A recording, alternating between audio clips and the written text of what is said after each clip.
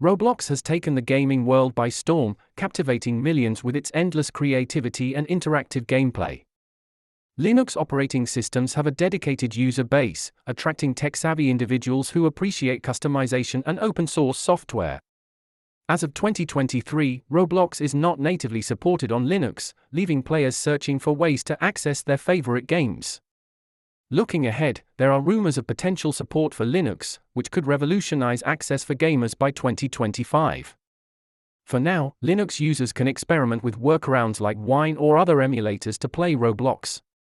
The community is divided, with some sharing successful experiences while others face hurdles. Roblox Corporation has yet to make an official statement on Linux support, leaving many hoping for news.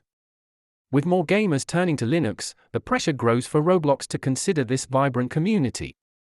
While the future remains uncertain, the possibility of playing Roblox on Linux by 2025 keeps the hope alive for many gamers.